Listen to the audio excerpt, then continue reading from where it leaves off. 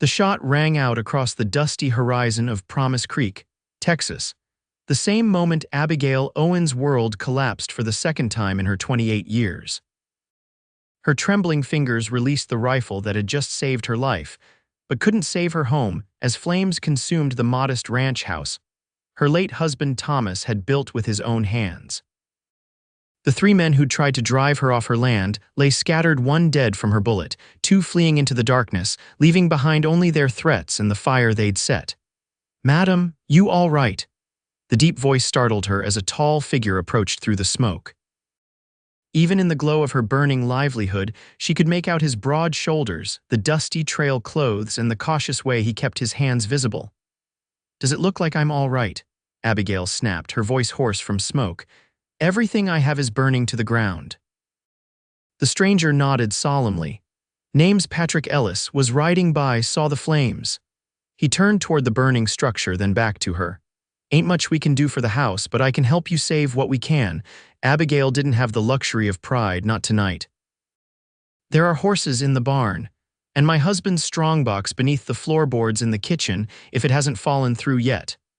Without another word, Patrick disappeared into the smoke. Abigail stood frozen, watching as embers floated skyward like malevolent fireflies, carrying pieces of her life into the night. 4 years a widow, 2 years fighting to keep Broken Arrow Ranch from men who thought a woman alone was easy prey. Tonight they'd nearly been right. By dawn, all that remained of Abigail's home was a smoking foundation and the few possessions she and the stranger had managed to salvage. Her 4 horses, Thomas's strongbox with their modest savings, a trunk of clothing, and a handful of keepsakes were all that remained of 8 years of marriage and hard work. "Folks in town will help," Patrick said, pouring her a cup of coffee from his trail supplies. "Good people in Promise Creek." Abigail laughed bitterly. "Good people who'll pat my head and say poor widow woman while they divide up my land behind my back." She met his gaze directly. "They've been waiting for this since Thomas died, waiting for me to fail. Not everyone thinks that way." "They all pity me," she said, her voice barely audible over the crackling remains of her home. "Every last one of them." Patrick settled himself on an overturned bucket, his blue eyes studying her with an intensity that might have made her uncomfortable under different circumstances. "Not me," he finally said. "I see strength. Takes grit to hold onto a place alone, takes more to defend it." She stared at him, trying to detect falsehood in his words. Finding none, she looked away. "Grit didn't save my home." "No, madam, your shooting did save your life, though." He nodded toward the body that still lay where it had fallen. "That's Hank Willis, works for the railroad men. They've been buying up land all through this valley." "I know who he works for," Abigail said sharply. "They've been trying to buy Broken Arrow for 2 years. Thomas refused them before he died, and I've kept refusing." Patrick nodded slowly.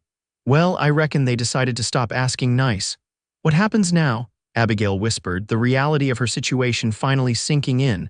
"First, we bury that fella before he starts drawing buzzards. Then we ride into town. You need a place to stay, and the sheriff needs to hear about this." The ride into Promise Creek took nearly 2 hours, each hoofbeat driving home the reality of Abigail's loss. The small frontier town had grown considerably since the railroad surveyors had first appeared. New buildings, fresh paint, and the promise of prosperity that had yet to reach the outlying ranches. Sheriff Jim Holden was sweeping the boardwalk in front of his office when they rode up. His weathered face registered surprise, then concern as he took in Abigail's soot-stained appearance and the few possessions tied to her horse. "Mrs. Owen, what's happened?" "Railroad men burned her out," Patrick answered before Abigail could speak. "One of them's dead." "Shot while trying to kill Mrs. Owen here." The sheriff's expression darkened. "That's a serious accusation, mister. Who might you be?" "Patrick Ellis was passing through when I saw the fire." Holden studied Patrick with narrowed eyes. "Ellis, don't recall seeing you before." "Just passing through," Patrick repeated. Abigail stepped forward. "Sheriff, they've been threatening me for months. I've told you this. Last night they made good on those threats." A small crowd had begun to gather, drawn by the commotion. Abigail recognized the faces. Neighbors, townspeople who'd attended Thomas's funeral, offered condolences, then gradually stopped visiting as she stubbornly clung to her ranch. "Now, Mrs. Owen," the sheriff began in that placating tone she'd grown to hate. "I understand you're upset. Let's get you settled at the boarding house, and the man I shot was Hank Willis," she interrupted. "He works for the railroad company. We buried him at my ranch, but I can take you there." Murmurs rippled through the crowd. Hank Willis was known in town, not well liked, but known. "His death changed things. Mrs. Perkins can get you settled," Sheriff Holden said, gesturing toward the boarding house. "I'll ride out and investigate." "I'll go with you," Patrick said firmly. "That won't be necessary. I insist." Something in Patrick's tone made the sheriff hesitate. Abigail stepped between them. "Sheriff, this man saved what little I have left. I'd appreciate if you'd let him accompany you." Sheriff Holden reluctantly nodded. "Fine, we'll leave in an hour." As the crowd dispersed, an elderly woman approached Abigail, sympathy etched into her deeply lined face. "Oh, you poor dear. First your husband, now you're home. Whatever will you do?" Abigail stiffened. "I'll rebuild, Mrs. Thornton, all alone, a delicate thing like you." The woman clucked her tongue.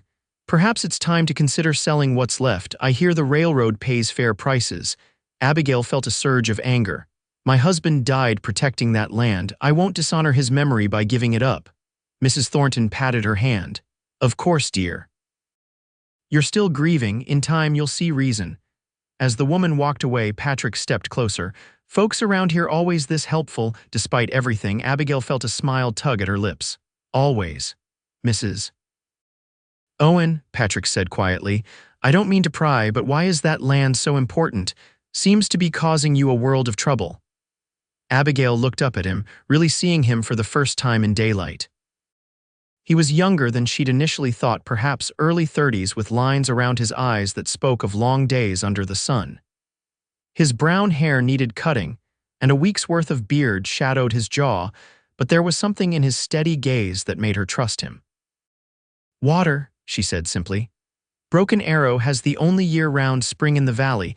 Everyone else has to dig wells or rely on the creek, which runs dry by August."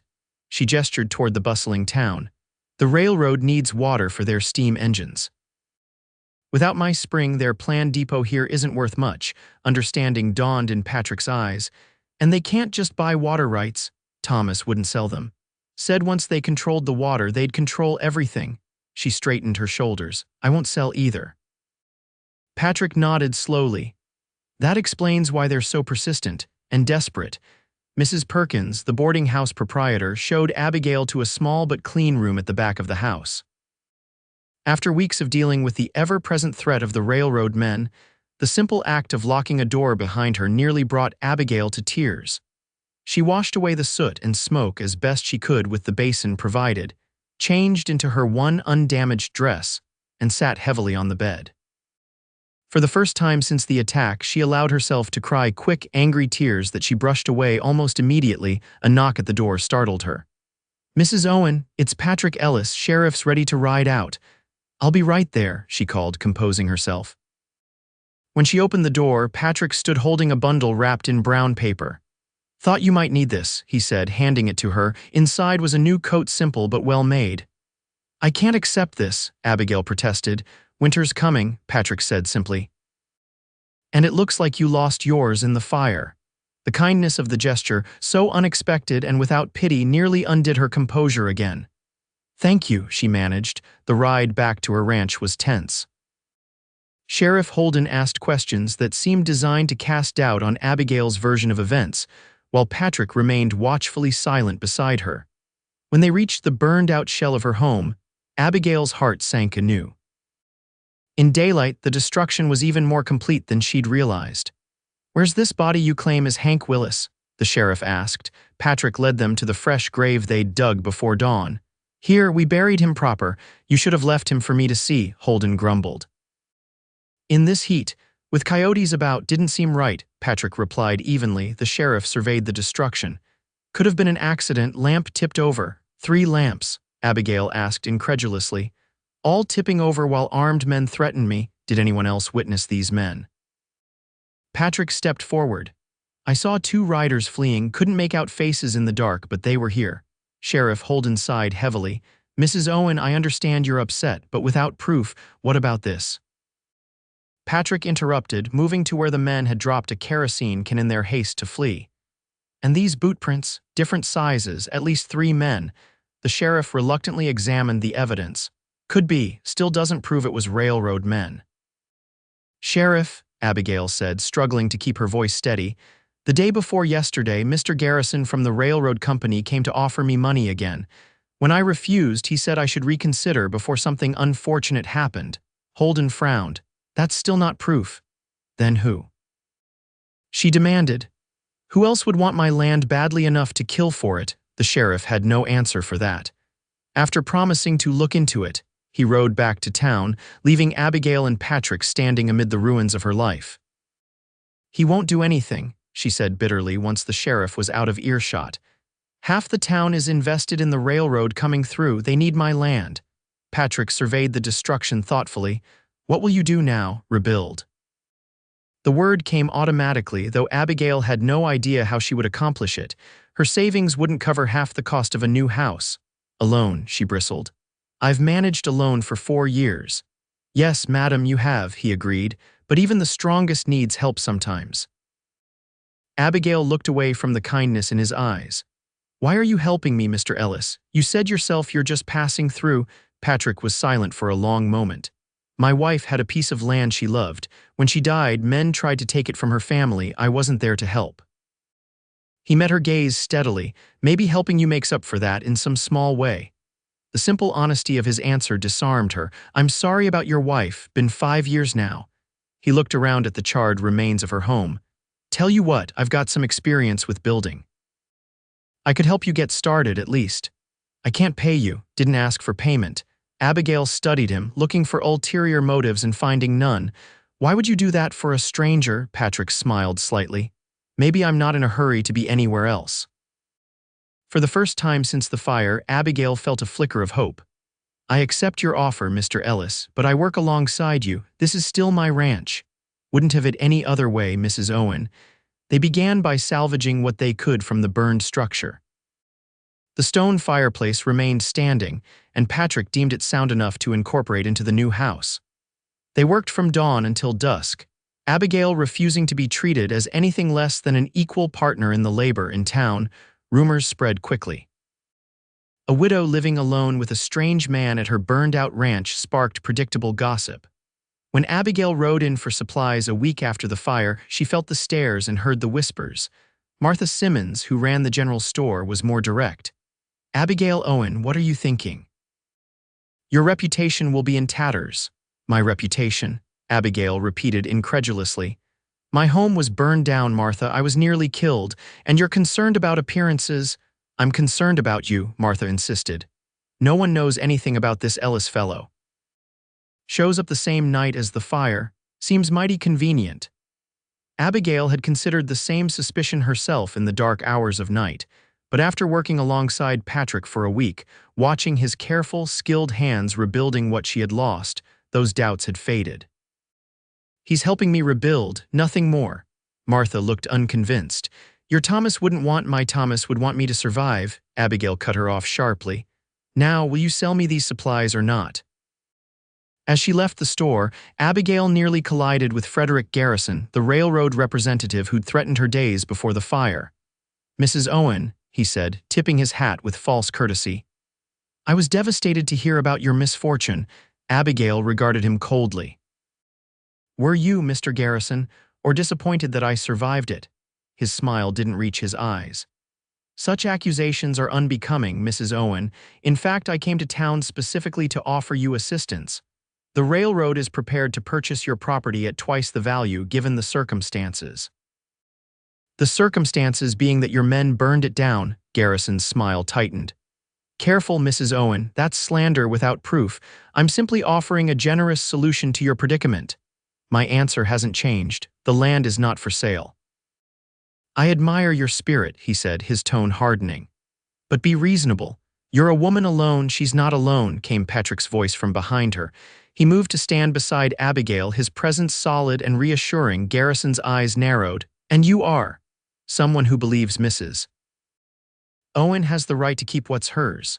Patrick's voice remained calm, but Abigail could feel the tension radiating from him. I see. Garrison looked between them. Well, my offer remains open, Mrs. Owen.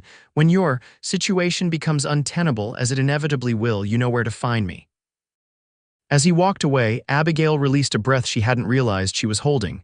Thank you, she murmured. Patrick nodded. Came to town to get nails, found something more interesting. His eyes followed Garrison's retreating figure.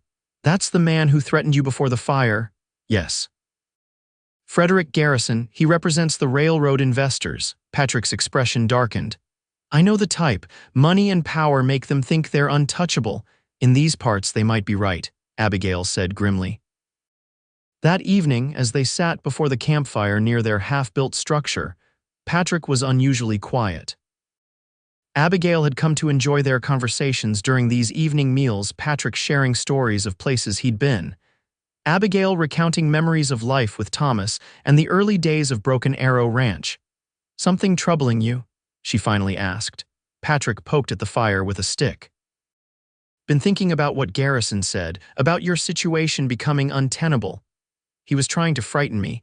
Maybe, but he's not wrong that they could make things very difficult. He looked up at her. What happens when the house is built and I move on? They'll come back. The thought had occurred to Abigail as well, though she hadn't allowed herself to dwell on it. She'd grown accustomed to Patrick's presence, not just the security it provided, but the companionship. The easy way they worked together, anticipating each other's needs, sharing small jokes and quiet moments. The idea of returning to solitude filled her with unexpected dread. I managed before, she said with less conviction than she intended. You did. But they weren't actively trying to kill you before. Abigail stared into the fire. What are you suggesting? Patrick was silent for a long moment. I'm not sure, he finally admitted, just thinking out loud. 3 days later, while they were raising a wall frame, riders approached the property. Abigail recognized Sheriff Holden, along with 2 other men she didn't know. Mrs. Owen, the sheriff called as they dismounted, need a word. Patrick set down his hammer and moved to stand beside her as they approached. These gentlemen are from the Territorial Marshal's office, Holden explained. They have some questions about the night of the fire. The older of the 2 men stepped forward. Marshal William Fletcher, madam. This is Deputy Marshal Collins. We've been investigating a series of land grabs across the territory, similar pattern threats, then fires or other accidents when owners refuse to sell. Abigail felt a surge of hope. Then you believe me, about the railroad men. We're gathering evidence, the marshal said carefully. The death of Hank Willis brought this to our attention. He's been implicated in similar incidents in other counties. For the next hour, Abigail recounted every detail of her interactions with Garrison and the night of the fire. Patrick added his observations, careful to stick to what he'd actually witnessed. And you, Mr. Ellis, Deputy Collins asked, what brought you to Mrs. Owen's property that night? Was riding through, Patrick answered. Saw the fire, came to help, convenient timing. Patrick met the deputy's suspicious gaze evenly. For Mrs. Owen, yes, Marshal Fletcher intervened. We'll need you both to come to town tomorrow to make formal statements. In the meantime, be vigilant. If Garrison's suspects were investigating, he might get desperate. After the lawman departed, Abigail turned to Patrick. They believe me, she said, disbelief coloring her voice. Someone finally believes me, Patrick nodded, but his expression remained troubled. It's a start, but marshals build cases slowly. Evidence, witnesses, paperwork. Meanwhile, we're still vulnerable out here. That night, Abigail couldn't sleep. The half-built house offered little protection from the elements or from men who might return to finish what they'd started. She lay on her bedroll, listening to the night sounds and Patrick's steady breathing from his place near the door frame. Patrick, she whispered. Yes. His immediate response told her he was awake as well. What happened to your wife's land after she died? He was silent for so long that Abigail thought he might not answer. It was taken, he finally said. Her father couldn't hold it alone. The same men who'd been threatening them moved in within a month of her death. I'm sorry. It was a long time ago, his voice softened. She loved that place the way you love this one, could see the future in it, not just what was there. Abigail smiled in the darkness. Thomas was like that too. When we first came here, there was nothing but grass and sky, but he saw a home. You've made it one, Patrick said. Most would have given up after he died. I thought about it, she admitted. Those first months I didn't know how I'd manage, but this place, it wasn't just Thomas's dream, it became mine too. That's what they don't understand, men like Garrison. They see land as something to own, to profit from. They don't see what it means to belong to a place. The insight surprised her. Yes, she said softly, that's exactly it. The following day, they rode into Promise Creek to give their statements to the marshals. The town seemed different. Somehow people watched them more openly, conversations stopping as they passed. Something had shifted in the sheriff's office. Marshal Fletcher took their statements methodically, asking detailed questions about Garrison and his associates. When they finished, he leaned back in his chair. We've been building a case against these railroad men for months, he explained. Land fraud, intimidation, arson. Your testimony helps, but we need more. What more could you need? Abigail asked frustratedly. They burned my home. The marshal sighed. Evidence that ties Garrison directly to the men who set the fire. Right now, it's your word against his. Even the dead man Willis can't be proven to have been working on Garrison's orders that night. So they get away with it, Abigail said bitterly. Not necessarily. We have an idea, but it's risky. Fletcher glanced at Patrick. And it would require your cooperation, Mr. Ellis. Patrick straightened. What kind of idea? Garrison doesn't know you're helping us. You could approach him, claim you have influence over Mrs. Owen. Offer to convince her to sell for a price. You want him to spy? Abigail asked incredulously. We want him to get Garrison to incriminate himself, the deputy corrected. Admit to the fire or to other illegal activities. Patrick considered this. He's not stupid. He'll be suspicious of a stranger suddenly offering to help. We can create a convincing background for you, Fletcher assured him. Make it seem like you have a history of helping land developers acquire reluctant properties. Abigail looked at Patrick, trying to read his expression. It's dangerous, she said softly. Yes, he agreed, but it might be the only way to stop them permanently. After further discussion, Patrick reluctantly agreed to the marshal's plan. They would provide him with documentation and a backstory that would make his approach to Garrison believable. Abigail would continue rebuilding the ranch, maintaining the appearance that she still refused to sell. As they rode back to Broken Arrow, Abigail couldn't shake her sense of foreboding. You don't have to do this, she said as the burned remains of her home came into view. It's not your fight. Patrick was quiet for a moment. 4 weeks ago, you'd have been right. He looked at her, his expression open and vulnerable in a way she hadn't seen before. But things change, Abigail. The use of her first name sent an unexpected warmth through her. In the weeks they'd worked together, they'd maintained a careful formality, Mrs. Owen and Mr. Ellis, despite the growing closeness between them. What's changed? She asked quietly, though something in her already knew the answer. I have, he said simply, being here with you. I've stopped running from what happened before, started thinking about what might come next. Abigail's heart quickened. And what might that be? Patrick's gaze held her steadily. Depends on what you want, Abigail. She looked away, overwhelmed by emotions she'd thought long buried after Thomas's death. I can't think beyond surviving right now, she admitted. Getting through this, rebuilding. I understand, he said, and she knew he truly did. The next morning, Patrick rode into town alone, dressed in his best clothes with a new confidence in his bearing. According to the marshal's plan, he would present himself as a man who specialized in resolving property disputes for development companies, sometimes legally, sometimes not. Abigail spent the day anxiously continuing their work on the house, forcing her hands to remain steady as she hammered nails and measured boards. By dusk, her worry had grown to near panic when hoofbeats finally announced Patrick's return. What happened? She asked as soon as he dismounted. He took the bait, Patrick said, his expression grim. Too easily. He's been looking for someone like me, someone who can convince you to sell without more violence that might attract attention. Did he admit to the fire? Not directly. But he talked about unfortunate incidents and how he hoped to avoid any more accidents on your property. Patrick ran a hand through his hair. He wants me to convince you that selling is your only option. Offered me 10% of what they'd save by buying at the original offer price instead of the doubled one. When will you see him again? Tomorrow. I told him I needed to assess how stubborn you really are. A ghost of a smile touched his lips. Told him stubborn widows are my specialty. Despite her anxiety, Abigail laughed. Did he believe that? Seemed to. His type always thinks there's a price for everything and everyone. Over the next week, Patrick met with Garrison several times, each encounter carefully documented and reported back to the marshals. Garrison grew increasingly confident in Patrick's supposed willingness to help, gradually revealing more details about the railroad's methods. He's mentioned other properties they've acquired through similar means, Patrick told Marshal Fletcher during a clandestine meeting. Gave names, locations. Good, the marshal nodded, but we need more on the fire specifically, something that ties him directly to the orders. He's careful about that, Patrick admitted. Keeps saying things like unfortunate but necessary when referring to it, but never admits to giving orders. Keep working on him. We're close.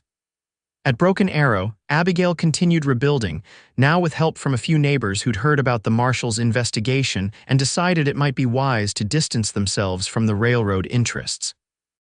The structure was taking shape, walls up, roof nearly complete. Soon it would be a home again, but each night, as she and Patrick sat by the fire, she found herself dreading the conclusion of their arrangement. Once Garrison was arrested, once the house was complete, Patrick would leave. The thought left an emptiness she couldn't ignore. What will you do? She asked one evening. After this is finished, Patrick stared into the flames. Haven't decided. You mentioned you were just passing through. Where were you headed? Nowhere in particular, he admitted. Been drifting since Annie died, taking work where I found it, moving on when restlessness hit. And now, he looked at her, his eyes reflecting the firelight. Now I'm not so restless. Before Abigail could respond, the sound of approaching horses silenced them both. Patrick rose quickly, hand going to the revolver at his hip. Stay here, he murmured, moving toward the edge of their camp. Ellis, Garrison's voice called from the darkness. I know you're there, we need to talk. Patrick signaled for Abigail to remain hidden as he stepped into the light. Garrison, what brings you out here so late? Garrison dismounted, flanked by two men Abigail recognized as the ones who had fled the night of the fire. Change of plans, Garrison said tersely. The widow needs to sell now, tonight. That's not possible, Patrick replied calmly. She's stubborn but coming around. Give me another week. No more weeks, Garrison's voice hardened. The territorial governor is coming through next month. The depot needs to be under construction by then. We're done negotiating. What are you suggesting? Patrick asked carefully. One of Garrison's men stepped forward, brandishing a pistol. We're suggesting you step aside. We tried being patient, and burning down her house was that patience too. The trap was sprung. Patrick had openly accused them of the arson. Garrison's face darkened. That was unfortunate but necessary, as is this. He nodded to his men. Take care of him, make it look like an accident. That's enough, came Marshal Fletcher's voice as he and several deputies emerged from the shadows, weapons drawn. Frederick Garrison, you're under arrest for conspiracy to commit murder, arson, and land fraud. What followed was chaos. Garrison's men drawing weapons, shots fired, shouts echoing across the property. Abigail watched in horror as Patrick dove for cover, returning fire. One of Garrison's men fell, then the other. Garrison himself tried to flee but was quickly tackled by a deputy. When the gunfire ceased, Abigail rushed from her hiding place, scanning frantically for Patrick. She found him leaning against a tree, clutching his side, blood seeping between his fingers. Patrick! She reached him just as his knees buckled. Just a graze, he gasped, though his pallor suggested otherwise. Marshal Fletcher hurried over. Get him inside, we'll fetch the doctor. The next hours passed in a blur of fear and desperate hope as Dr. Reynolds, summoned from town, extracted the bullet from Patrick's side and stitched the wound. He's lucky, the doctor pronounced. Missed anything vital, he'll need rest, but he should recover fully. For 3 days, Abigail barely left Patrick's side, tending his fever, changing bandages, forcing him to drink broth when he woke. On the 4th day, his fever broke, and he opened his eyes with true lucidity for the first time. Abigail, he murmured, I'm here.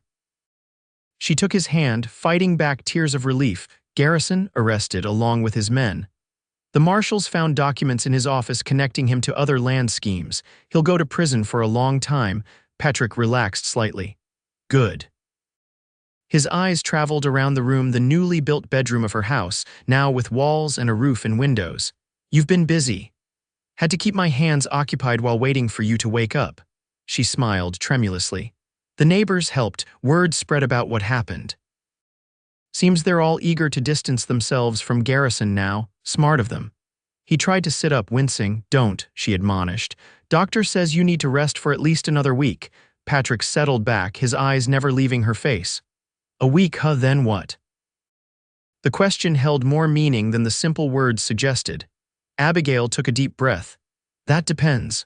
On what you want, Patrick. He studied her face for a long moment. I want to stop wandering, he said quietly.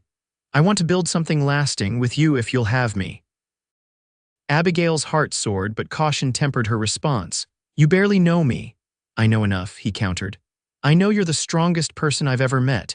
I know you love this land with your whole heart. I know I've never felt more alive than these past weeks with you. He squeezed her hand. I know I'm falling in love with you, Abigail Owen. Tears welled in Abigail's eyes. I never expected to feel this way again. After Thomas, I thought that part of me was gone forever. And now I know better. She leaned forward, brushing her lips against his. I want you to stay, Patrick, not because I need protection or help building, because I need you. Spring came to Broken Arrow Ranch with a riot of wildflowers and new beginnings. The house stood completed, different from the one Thomas had built, but solid and welcoming. The land flourished under the care of not one pair of hands, but two. On a warm April afternoon, Abigail and Patrick stood before Reverend Johnson in the Promise Creek Church, exchanging vows surrounded by the same neighbors who had once whispered about the widow's stubbornness and folly. Now they celebrated her happiness, her resilience, and the love that had grown from the ashes of despair. I never thought I'd find this again, Abigail whispered as they danced at their small wedding celebration. Never thought I'd want to. Patrick's arms tightened around her. Some losses leave marks that never fully heal, he said, understanding in his eyes. But they make room for new joys if we're brave enough to accept them. Later, as they stood on the porch of their home, truly theirs now, watching the sunset paint the land in gold and crimson, Patrick wrapped his arms around Abigail from behind. Remember what you said that first night? About everyone pitying you, she nodded, leaning back against his chest. And you said you saw strength instead. I still do, he kissed the top of her head, but now I see so much more: love, hope, future. Abigail turned in his arms, facing the man who had helped her rebuild not just her home but her heart. Our future, she corrected, stretching up to kiss him as the last light of day blessed the land they both now called home.